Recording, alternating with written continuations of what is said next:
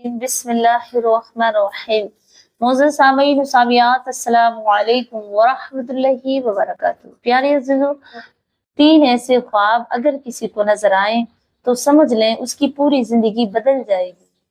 तो वो जान लें कि अब उसकी जिंदगी बदलने वाली है, उसकी जिंदगी में बहुत बड़ी तब्दीली आने वाली है। उसके तमाम ख्वाब पूरे होंगे, तमाम दुआएं उसकी पूरी होंगी। लेकिन प्यारे अज़ीज़ों, उससे पहले मैं वाज़ेह कर दूं, ख्वाब कोई आम नहीं होता है। आप ख्वाब को समझें। हदीस पाक में अल्लाह के रसूल सल्लल्लाहु अलैहि वसल्लम इरशाद फरमाते हैं, ख्वाब नबूवत का 46वां हिस्सा है। तो साहबा इकराम ने अर्ज किया, या रसूलुल्लाह सल्लल्लाहु अलैहि वसल्लम, वो किस तरह? तो आपने फरमाया, वो इस तरह कि मेरे बाद नबूवत आना खत्म हो गई, वही आना खत्म नहीं होगी। फरमाया वो कैसे? कि वो इस तरह अल्लाह तबारक व तआला अपने नेक बंदों को ख्वाब के जरिए वही करेगा।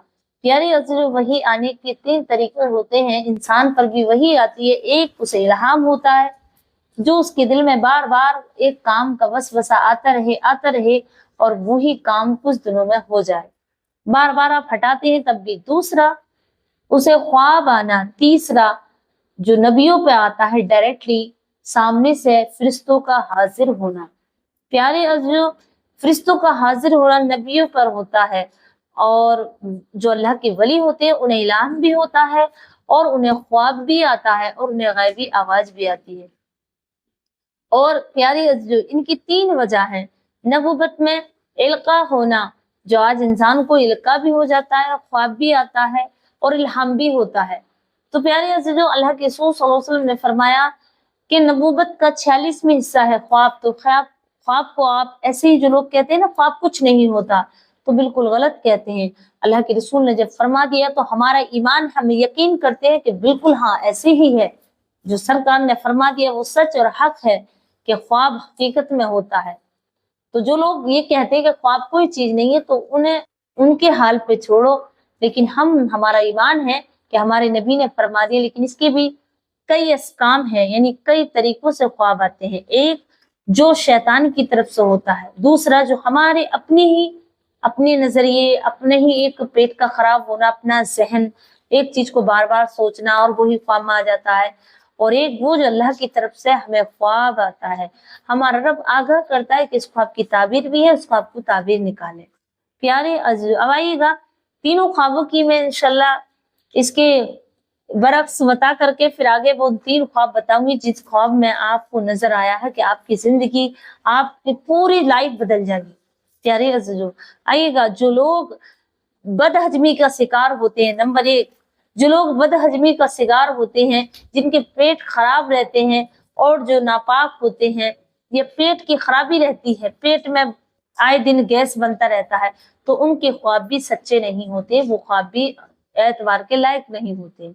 नंबर दो, जो बात आप बार बार सोचते हैं और आपके दिमाग में वही बात चल रही है, घूम रही है, और आप बार बार वही सोच रहे हैं, तो बार बार सोचने से भी आपको ख्वाब में वही नजर आएगा। जैसे कि आपने आज सोचा कि मुझे तो ये चीज खानी है और मुझे इस चीज का बड़ा दिल कर रहा है, और कई दिन से आप तड़प रहे हैं, तो वही चीज आपने ख्वाब में खा ली। या आप कहीं जाना सोच रहे हैं, अदरवाइज इससे कुछ भी, तो वही आपके ख्वाब में आ जाएगी। नंबर तीन, जो हक है और सच है, कि आपने सोचा भी नहीं, आपने जाना भी नहीं, लेकिन आप सोए और आपको ख्वाब नजर आया।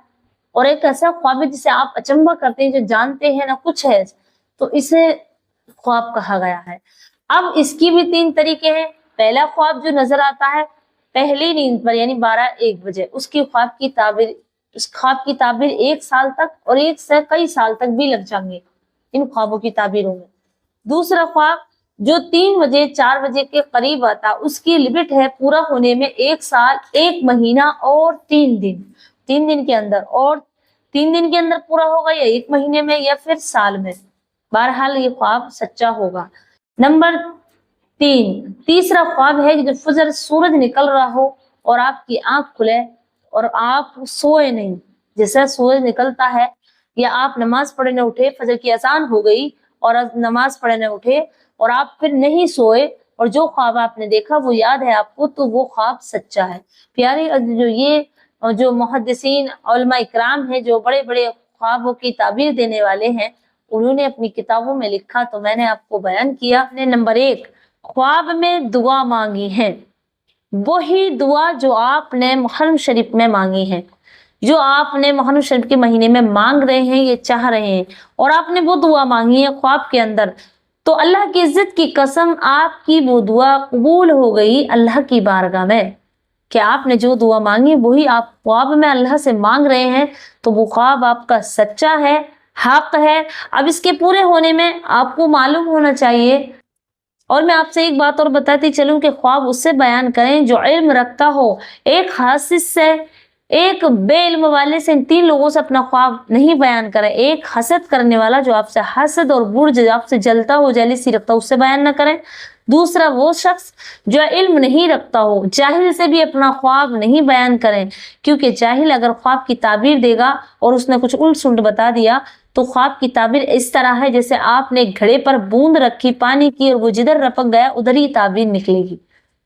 تیسرا ایسا وہ شخص ہے جس سے آپ بیان کر سکتے ہیں جو علم رکھتا ہو اور آپ سے محبت رکھتا ہو، علم بھی نہیں ہے لیکن آپ سے محبت رکھتا ہو، تو وہ آپ کے خواب کی تعبیر آپ کو اچھا ہی بتا گا تاکہ آپ کا دل نہ ٹوٹے۔ حالانکہ خواب کچھ اور ہے لیکن تعبیر وہ ایسے نہیں بتا گا کہ آپ کے دل پر ٹھیس پہنچے یا آپ کو نہیں آتا ہو اس کو اور آپ کو جھوٹ بتا دے، ایسا نہیں کرے گا وہ۔ تو اس سے بتائیں جو محبت کرتا ہو، علم والے سے بتائیں، حاسد سے نہیں بتائیں، کیونکہ حاسد حسد کرنے میں آپ کے اچھے خواب کو بھی بری تعبیر بتا گا۔